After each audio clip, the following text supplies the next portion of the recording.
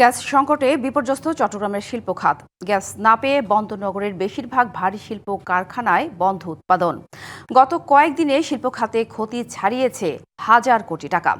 সংকট দীর্ঘায়িত হলে পণ্য সরবরাহ, বিনিয়োগ, কর্মসংস্থান ও রাজস্ব আহরণেও নেতিবাচক প্রভাব পড়বে আশঙ্কা সংশ্লিষ্টদের। যদিও পেট্রোবাংলার আশ্বাস, কয়েকদিনের মধ্যেই স্বাভাবিক হবে গ্যাস সরবরাহ। টানা ২৫ দিন গ্যাস সরবরাহ বিঘ্নিত হওয়ার পর শনিবার ভোর থেকে এলএনজি সরবরাহের টার্মিনাল সামিট পুরোদমে ও অ্যাক্সিলারেট এনার্জি আংশিক চালু হয়। তাতে গ্যাস সরবরাহ বাড়লেও কাটেনি সংকট। এমন সংকটে সবচেয়ে বড় ধাক্কা লেগেছে চট্টগ্রামের ভারী শিল্প খাতে। দেশের সবচেয়ে বড় চট্টগ্রাম ইপিজেড সহ রড, পোশাক, ইস্পাত ও রিরোলিং কারখানা সহ ভারী শিল্পের উৎপাদনে নেমেছে ধস।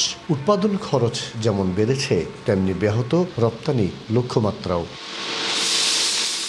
সময় মতো উৎপাদন করে জাহাজীকরণ করতে না পারলে পণ্য পাঠাতে হবে উড়োজাহাজে, তাতে বাড়বে খরচ বলছেন সংশ্লিষ্টরা। প্রতিনিয়ত যদি এভাবে চলতে থাকে আসলে আমরা কিন্তু শিপমেন্ট করতে আমাদের খুব সমস্যা হয়ে যাবে, এবং অন টাইমে শিপমেন্ট করতে না পারলে সেটা যদি এয়ার হয়ে যায় তাহলে এটা বড় ধরনের একটা ক্ষতির সম্মুখীন হবে। কালার এক্সপার্ট ডার্ক স্যাপ এবং মাইল্ড অন হ্যান্ডস টেকনোলজি সমৃদ্ধ অরিক্স অ্যাডভান্স ডিটারজেন্ট পাউডার আপনার লন্ড্রি এক্সপার্ট।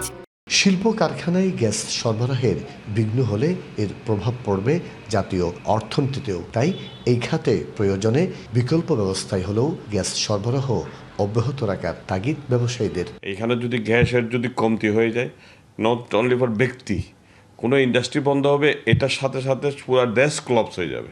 গ্যাসের অভাবে যে আমরা এবং আমাদের সহযোগী যে প্রতিষ্ঠানগুলি আছে, ব্যাকওয়ার্ড লিঙ্কের যে প্রতিষ্ঠান আছে, সবাই কিন্তু বিভিন্নভাবে উৎপাদন ব্যাহত হচ্ছে। সরকারকে বিশেষ বিবেচনায় যে কোনোভাবে এলএনজির ব্যবস্থা করতে হবে। পেট্রোবাংলার কর্মকর্তারা জানান, গ্যাস সরবরাহ স্বাভাবিক হতে লাগতে পারে আরও কয়েকদিন। সিলারেটের তথ্য অনুযায়ী আর 12 ঘন্টার মধ্যে ওরা ফুল লেভেলে চলে আসবে। সাউথে তো ফুলে চলে আসছে, আমাদের যে মোট উৎপাদন সেখানে চলে আসবে। এদিকে দ্রুত গ্যাস সরবরাহ স্বাভাবিক না হলে উৎপাদন প্রক্রিয়ার সঙ্গে যুক্ত কাঁচামাল ও উপকরণ নষ্ট হওয়ার ঝুঁকিও তৈরি হয়েছে। মাসুদুল হক, টিভিসি নিউজ, চট্টগ্রাম।